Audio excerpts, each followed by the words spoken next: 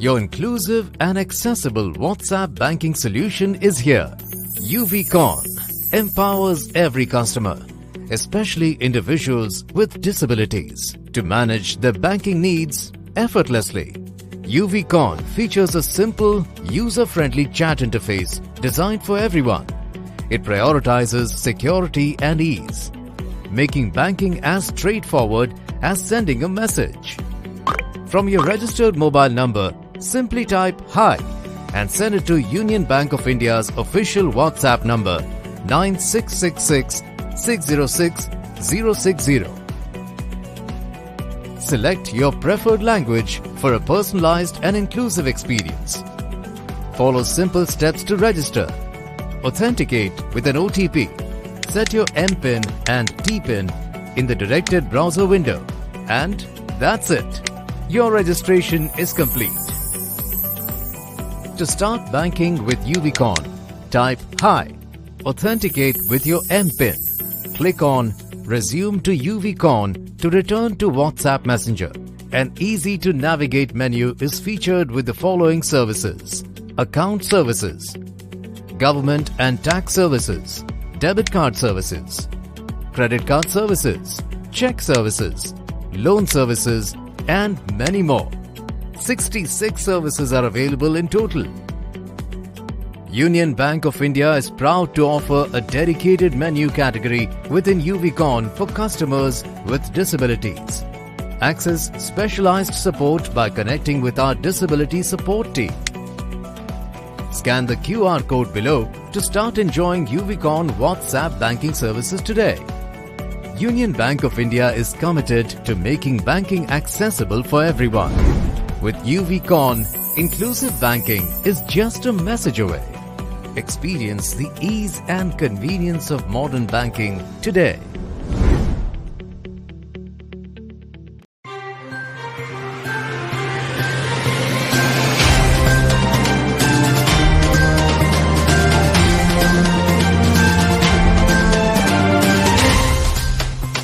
आप सभी का स्वागत है मल्टीलिंगुअल भारत 3.0 सहयोग से निर्माण एक सकारात्मक समाज का में। यह स्पेक्ट्रम द अवेयरनेस प्रोजेक्ट और रेडियो उड़ान का एक साझा प्रयास है, जहां हम भारत के विभिन्न क्षेत्रीय भाषाओं में अभिभावकों, एडवोकेट्स और पेशेवरों से संवाद करेंगे। स्पेक्ट्रम द अवेयरनेस प्रोजेक्ट एक पेरेंट सपोर्ट ग्रुप है जो उन परिवारों और व्यक्तियों के समर्थन में जागरूकता फैलाने के लिए प्रतिबद्ध है जो न्यूरो डाइवर्जेंट स्थितियों या दिव्यांगता से जुड़े हैं। इस वर्ष का हमारा विषय है सोच में बदलाव से समावेशी समाज की ओर एक प्रयास। मेरा नाम रंजना पंच है। मैं एक therapeutic art practitioner, certified counsellor और कोच हूँ और भावनात्मक स्वास्थ्य को बढ़ावा देने के लिए थेरेप्यूटिक आर्ट और मेंटरशिप का उपयोग करती हूँ। मैं स्पेक्ट्रम द अवेयरनेस प्रोजेक्ट की कोर टीम सदस्य और अवेयरनेस एम्बेसडर भी हूँ। आज मेरे साथ हैं नीलांजना रामबोधू जी। नीलांजना जी सनशाइन ऑटिज्म सोसाइटी की संस्थापक हैं और आरसीआई रजिस्टर्ड एएसडी कंसल्टेंट हैं। वे ऑटिज्म से जुड़े बच्चों और उनके परिवारों की मदद के लिए काम कर रही हैं। उनका लक्ष्य खास जरूरतों वाले बच्चों के लिए एक सहयोगी और समझदारी भरा माहौल तैयार करना है। आज हम उनसे हीलिंग और भावनात्मक संतुलन रखने की तकनीकों के बारे में बात करेंगे, जिससे न सिर्फ बच्चे बल्कि उनके माता पिता और देखभाल करने वाले भी लाभ उठा सकें। तो चलिए इस महत्वपूर्ण बातचीत की शुरुआत करते हुए स्वागत करते हैं हमारी आज की मेहमान नीलांजना जी का। नमस्कार नीलांजना जी, आप हमारे श्रोताओं को जी नमस्ते नीलांजना जी, क्या आप हमें हमारे श्रोताओं को अपने विषय में थोड़ा विस्तार में बताएंगे? बिल्कुल शुक्रिया।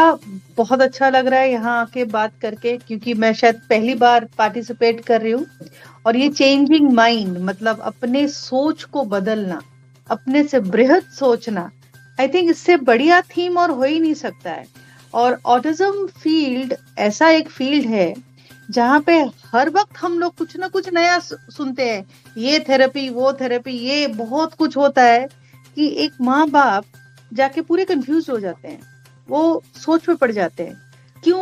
क्योंकि एक बहुत बड़ा प्रॉब्लम जो है वो फेस करते हैं, वो क्या है? वो है एग्रेशन।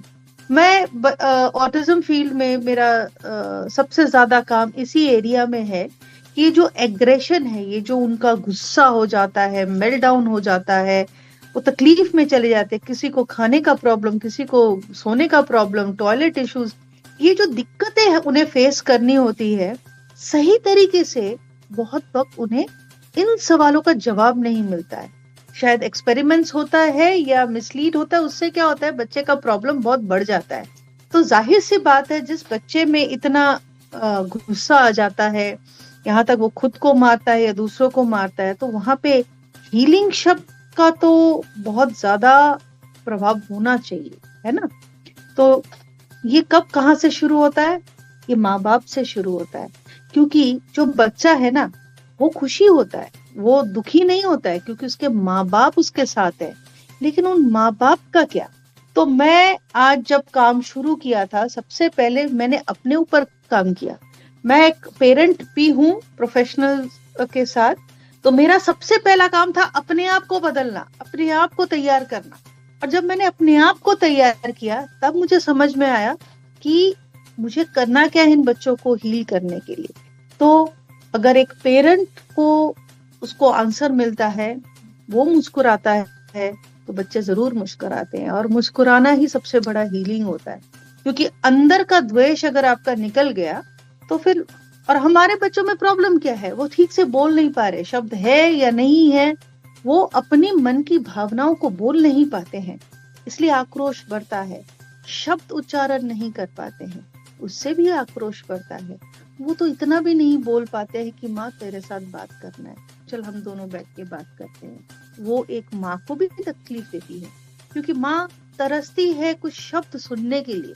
तो यहाँ पे जो है, ये जो अंदर जो पेल्टअप होता है, ये जो अंदर बर्न होता है, इसको अगर हम हल्का नहीं करते हैं जानकारी से, मॉड्यूल से, तो फिर वो बहुत उत्तेजना लाता है और वो जाके कन्वर्ट हो जाता है एग्रेशन में।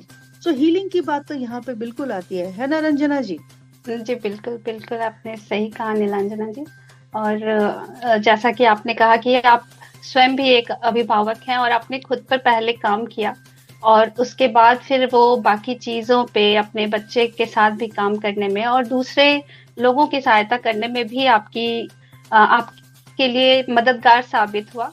तो इसी से संबंधित एक सवाल मैं आपसे पूछूंगी कि जैसे जब डायग्नोसिस हो जाती है तो उसके बाद जो भी अभिभावक होते हैं या केयरटेकर्स बोलिए, सहायक जो होते हैं, उनको किन बातों का ध्यान देना जरूरी है, या यूं कहिए कौन से कदम लेने चाहिए जिससे वो बेहतर तरीके से अपना और अपने बच्चों का ध्यान रख सके? शुक्रिया, ये बहुत मेरे दिल के करीब है ये सवाल, क्योंकि मेरे काम का मॉडल ही जो है ना, जो मेरे स्कूल में बोलो या ऑनलाइन ऑफलाइन जो भी प्रोग्राम मैं करती हूँ, मेरा सबसे पहला होता है पेरेंट और केयर गिवर को इन्वॉल्व करना। क्यों? एक चीज हम अगर आप क्लोजली देखेंगे कि जो हमारे बच्चे हैं ना, अचानक से आके किसी ने मार दिया या अचानक ने आके किसी ने काट दिया, और अगर मैं केयर गिवर की तरफ देखूं, कितने केयर गिवर हमें मिलेंगे कि हमारे बच्चों के जो ये इनअप्रोप्रिएट वायलेंट बिहेवियर्स एम्ब्रेस कर रहे हैं, उनको अपना रहे हैं, डर नहीं रहे हैं, आतंकित नहीं हो रहे हैं, ठीक है। और कितने माँ बाप ऐसे हैं जो दूसरे बच्चे के इन प्रॉब्लम को एक्सेप्ट कर रहे हैं, अपने बच्चे का सब करते हैं, दूसरे के बच्चों का कर रहे हैं क्या? तो यहाँ पे जो लैकिंग होती है वो है समझ की, कि अगर हम लोग इस बात को समझने की कोशिश करेंगे कि अगर उस बच्चे ने मुझे मारा तो क्यों मारा। जैसे हमें एंगर मैनेजमेंट में भी सिखाया जाता है कि जब आपको गुस्सा आता है तो आप उस वक्त रिएक्ट मत करो, आप थोड़ा थोड़ा करके अपने आप को स्पेस दो, जैसे 30 सेकेंड्स, 1 मिनट, 1.5, 2 मिनट्स, धीरे धीरे इसको बढ़ाओ। तो इससे क्या होता है, हमको समझ में अपने गुस्से को काबू करने का समझ आता है। तो हम इन बच्चों का क्यों नहीं करते हैं? सपोज एक बच्चा मारने आया आपको, आप उसको रोक लिए, रोक के उसको थोड़ा हाथ ऐसे कर दो, तो एक्चुअली देखा जाएगा वो आपसे बात करने आया था। लेकिन क्या होता है, हमारे इंडियन पेरेंटिंग में थोड़ा हाथ हम लोग का उड़ जाता है, उसने तो सीखा वही है ना कि अगर मैं हाथ उठाता हूँ तो मुझे ध्यान ज्यादा मिलता है जिनसे मैं बात करना चाहता हूँ, मैं किसी के साथ खेलना चाहता हूँ। मैंने मार दिया तो मुझे अटेंशन मिल गया, मुझे तो बोलना ही नहीं आता तो मैं बुलाना नहीं आता उसका नाम लेके उसको।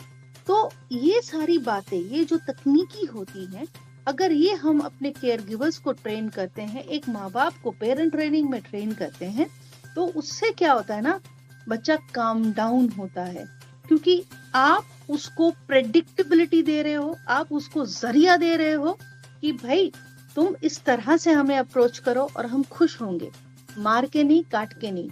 और दूसरी बात, हर एक को समझना है कि हमारे जो बच्चे हैं ना, वो ऐसे ही एग्रेसिव नहीं होते हैं, उनमें बहुत कुछ होता है।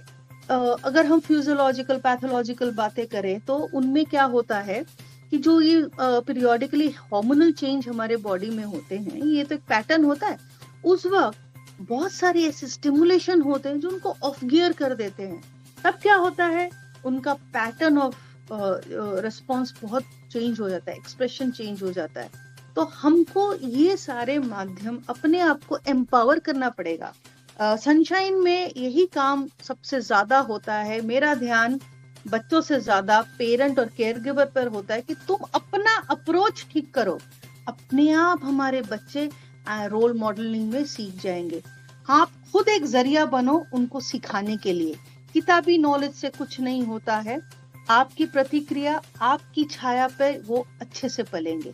तो आप ये मैसेज अगर हम सबको दे सकते हैं कि आपसे ही आपके बच्चे हील होते हैं, तो इससे बढ़िया और कुछ हो सकता है। ये I hope I have answered that. जी जी, बिल्कुल बिल्कुल, आपने सही कहा कि अगर हम खुद रोल मॉडल बनते हैं तो बच्चे आखिरकार हमारा ही अनुकरण करते हैं। जो भी चीजें होती हैं, माता पिता पहले शिक्षक इसीलिए कहे गए, तो ये बात आपने बिल्कुल सही कही। और क्योंकि अभी आपने बच्चों के हार्मोनल चेंजेस वगैरह इन बातों के विषय में भी कहा, तो मेरा जो अगला सवाल है वो कुछ इससे ही संबंधित है कि जैसे हीलिंग और भावनात्मक संतुलन रखने की जो तकनीकें अभिभावक और बच्चों को, खास करके जो किशोरावस्था के होते हैं, एडोलेसेंट बच्चों के लिए, वो कितनी जरूरी हैं? बहुत जरूरी है। जब भी कभी मैं आप लोग सबको आमंत्रित करती हूँ कि कभी सनशाइन में आइएगा। हम लोग शुरुआत पता कैसे करते हैं, मैं धार्मिक नहीं हूँ, मैं धर्म उसमें नहीं, मैं भगवान मानती हूँ पर मैं धार्मिक उतना नहीं हूँ, लेकिन मेरे यहाँ पे हम शुरुआत करते हैं गायत्री मंत्र से, ओम उच्चारण से। और मैंने ये देखा है कि जब हम, जो बच्चा इतना दौड़ रहा है, इतना बैठ नहीं रहा है, लेकिन जब गायत्री मंत्र होता है, ओम उच्चारण होता है, सब शांति से बैठते हैं, चाहे वो करे ना करे, पर हिलता कोई नहीं है। ये जो समझ है, हम किसी को पकड़ के या बांध के भी नहीं बिठाते हैं। ये जो वेव है, ये जो वेव लेंथ आता है, ये जो ध्वनि आती है ना, इससे ही बच्चा बैठना सीख जाता है। ये हकीकत है। तो आप जब ये बोल रहे हो ना कि हम लोग हीलिंग को मेडिसिन से बहुत तोल देते हैं ऑटिज्म फील्ड में, नहीं, मेडिसिन का दूसरा काम है, हीलिंग अपने से होता है। जब बच्चा एंजाइटी होता है, वो आक्रोश में आ जाता है, उसको तकलीफ हो रही है, उस वक्त देखा जाता है जो स्पेशली माँ या परिवार वाले होते हैं, वो बहुत ज्यादा उद्ग्रीव हो जाते हैं, वो भी चंचल हो जाते हैं, और रोता हुआ बच्चा किसी को नहीं अच्छा लगता है। ग्रैंड पेरेंट्स बोलते हैं मम्मी को बुलाओ, इसको बुलाओ, तो वो जो माहौल उस बच्चे के आसपास होता है वो उसको हेल्प नहीं करता है। एक बच्चा, सपोज उसको जोर जबरदस्ती सवेरे उठाया जाता है, स्कूल भेजा जाता है, वो तो उस ट्रांजिशन में ही रह जाता है, वो स्कूल में जाके टक करके किसी को मार दिया। लेकिन सोचो, जब वो बच्चा आता है और ये ओम ध्वनि से वो शांत होता है, तो कौन सा बेटर है, मैं उसको डांटूं या मैं ये करूं कि वो ऑटोमेटिक अंदर से शांत हो। तो हम लोग ना बहुत ज्यादा बाहर के प्रतिक्रिया को लेकर बड़े परेशान है कि बच्चे ने ये कर दिया, बच्चे ने वो कर दिया। मेरा सिर्फ नजरिया थोड़ा ये है कि उस वक्त ये सोचो कि उसके साथ क्या करने से वो शांत होगा। सबसे पहले मैं शांत रहूंगी। अगर उसने आके मुझे मार भी दिया, मेरे स्कूल में किसी स्टाफ को भी मार दिया, कोई रिएक्ट नहीं करता है, अंदर से जल जाता है पर वो रिएक्ट नहीं करते हैं, तो बच्चा फिर वो एक्सेप्टेंस आ जाता है। नहीं ये पर्सन सेफ है, इस फिर धीरे धीरे वो मारता नहीं है, वो एग्रेशन नहीं दिखाता है, वो कोऑपरेशन उनका बढ़ जाता है। तो ये चीज जो है ना, हम माँ बाप, we have a role to play, we are the answer to the society. आज हम बोलते हैं ना सोसाइटी में ये नहीं होता है, वो नहीं होता है, नहीं, सोसाइटी हमें देखती है। जिस दिन आप सर उठा के फक्र से अपने बच्चे के साथ खड़े रहोगे, आपको दुनिया सलाम करेगी। अगर आप खुद डरे हो तो आपको दुनिया डराएगी। तो वो बच्चा तो मेरी तरफ देख रहा है, उसके लिए मैं इम्पोर्टेंट हूँ। आज कोई भी काम करते हैं हम इम्पोर्टेंट हो जाते हैं, क्योंकि मेरे अप्रोच से वो अप्रोच सीख रहा है। तो आज अगर उसको शांत रखना है, उसको मुझे भी अपने आप को रोल करके दिखाना पड़ेगा, मैं भी शांत हूँ, है ना। जी जी, आपने ये बिल्कुल सही कहा कि अगर हम चाहते हैं, बच्चे को कुछ सिखाना चाहते हैं, तो पहले खुद भी करना होगा। और ये अंदर की ऊर्जा वाली बात भी मुझे लगता है कई लोगों के लिए ये मददगार साबित होगा कि सिर्फ बाहरी चीजों पे ध्यान नहीं देना है। कुछ चीजें होती हैं जिन्हें हम एनर्जी या अंदर भीतरी ऊर्जा बोलते हैं, उस पर भी काम करने से काफी सहायता मिल सकती है उन्हें। और एक और सवाल है नीलांजना जी, जैसे भविष्य में सनशाइन ऑटिज्म सोसाइटी की क्या नई नई योजनाएं हैं, आप किन चीजों पे काम कर रही हैं? अगर आप उस विषय में भी कुछ बता सकें हमें तो अच्छा रहेगा। यस, मैं thank you for asking this. ये बहुत जरूरी है कि मैं बताऊं, क्योंकि मैंने देखा है कि हम कुछ पॉकेट्स में काम कर रहे हैं। शहरों में ज्यादा काम होता है, गांव में उतना अप्रोच नहीं होता है। बहुत सारे रीजन है, ऐसा नहीं है कि हम गांव जाकर काम नहीं कर सकते हैं, लेकिन काम इतना ज्यादा है कि एक इंसान हर चीज को अप्रोच नहीं कर सकता है। और ऑटिज्म फील्ड में 3 किस्म के विचारों से काम होता है। एक जो मैं करती हूँ, स्किल डेवलपमेंट। स्किल डेवलपमेंट में पेरेंट्स को इन्वॉल्व करके काम करना। एक है जो दवाइयों में चला गया है, मेडिकल में चले गए हैं कि दवाइयों से कैसे ठीक किया जाता है। और कुछ पेरेंट है पकड़ ही लेते हैं कि हमारे बच्चे का कुछ नहीं होगा, तो कुछ करना ही बंद कर देते हैं।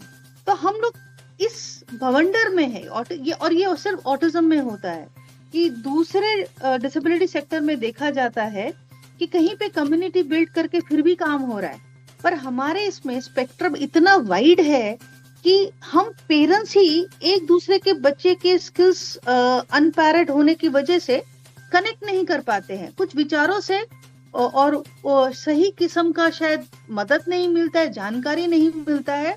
तो मेरी शुरुआत ही यही थी। मेरे डिफरेंट मॉडल्स है, मेरे 32 मॉडल्स हैं जहाँ पे पेरेंट को मैं एम्पावर करती हूँ विद केयर गिवर्स। और इसका मैं प्रैक्टिस भी करती हूँ कि मैं थ्योरी नहीं, मैं खुद को एग्जाम्पल बना के दिखाऊंगी ताकि मुझसे सीखें। लेकिन the pressing need right now, मेरा बेटा 21 साल का हो गया है, तो I think the major concern है व्हाट आफ्टर अस। और रेसिडेंशियल्स बहुत क्रॉप अप कर रहे हैं with no guideline, proper guideline, जिसके लिए मिसहैप्स भी हो रहे हैं। तो ये सब सोच के पैंडेमिक के वक्त से मेरे दिमाग में एक चीज घूम रहा था। तो ऑटिज्म कन्वेंशन पहली बार सिर्फ ऑटिज्म को लेकर, विद ऑटिज्म प्रोफेशनल्स को लेकर एक प्रोग्राम किया गया कलकत्ता में, जहाँ पे सारे देश के पेरेंट्स प्रोफेशनल्स आए थे। 400 से भी ऊपर और 700 फुटफॉल वाज देयर। तो ये उद्देश्य ही है कि हमारे कुछ प्रेसिंग सवाल हैं, 7-8 ऐसे सवाल हैं, finance, legal, residential, health, life skills, employment, value added life. ये जो सवाल हैं, इनके जवाब कौन दे रहा है? इनको इस प्लेटफॉर्म में लाना और पेरेंट्स को बताना कि ये हम लोगों का माध्यम है जो हमें एक्चुअली में सोचना है। वो 10 पत्ता लिखा कि नहीं, बैग लेके स्कूल गया कि नहीं, इससे भी बहुत ज्यादा जरूरी है कि उसका भविष्य हम सिक्योर कैसे करें और उनका एक पॉजिटिव एंगेजमेंट कैसे करें, सपोर्टेड लाइफ कैसे दे। ये जो है हमारा फ्रेमवर्क होना पड़ेगा। इसके लिए टेक्नोलॉजी चाहिए। टेक्निकल बातें हम करते ही नहीं है, हम रेडीली साइन लैंग्वेज सीख लेते हैं अगर बच्चा डेफ एंड डम है, लेकिन multi modality of language use हमारे ऑटिज्म फील्ड में 1% भी नहीं है, कम्युनिकेशन के लिए भी हमें चाहिए। तो ये सारी मेरी फ्यूचर प्रोजेक्ट हैं एंड डेफिनेटली शरण्य निवास इज ऑन माय माइंड कि अगर मैं एक रेसिडेंशियल कर सकूं एंड ये प्रूव कर सकूं कि नहीं, हम अपने बच्चों की जिंदगी बहुत बेहतर कर सकते हैं, तो ये मेरी कोशिश है और ये मेरा फ्यूचर प्रोजेक्ट है। हमारी ओर से भी आपको बहुत सारी ढेर सारी शुभकामनाएं। उम्मीद है ये बहुत ही अच्छे तरीके से फंक्शनिंग हो और कई लोगों को इससे सहायता मिल सके। और आज का मैं अंतिम सवाल आपसे कहना चाहती हूँ कि जैसे इस साल का हमारा थीम है सोच में बदलाव से समावेशी समाज की ओर एक प्रयास, इस विषय में आप समुदाय को क्या संदेश देना चाहेंगी?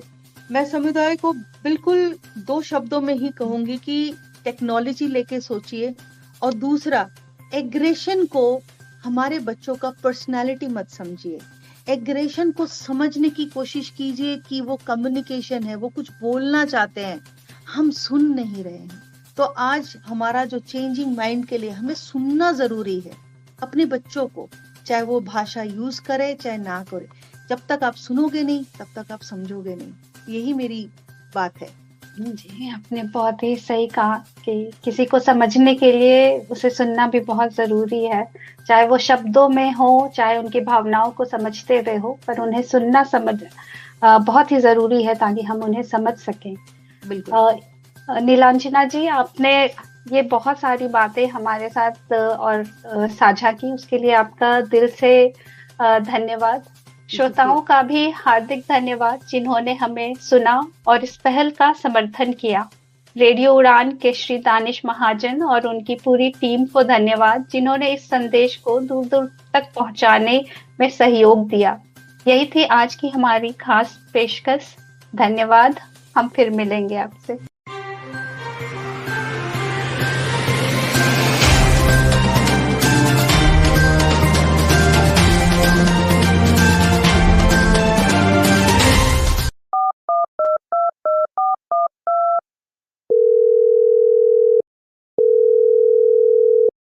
रेडियो उड़ान में आपका स्वागत है। आज का शो है चौंक गए आप भी? आपने सही समझा। अब रेडियो उड़ान सुने फोन पर भी, वो भी बिना इंटरनेट के। कैसे? श्रवण ऑडियो लाइब्रेरी के साथ। डायल करें 0807117525 पर। इंस्ट्रक्शंस फॉलो करें और सुने आपका अपना फेवरेट शो रेडियो उड़ान, अ फ्लाइट ऑफ लाइफ, अब एक फोन कॉल दूर।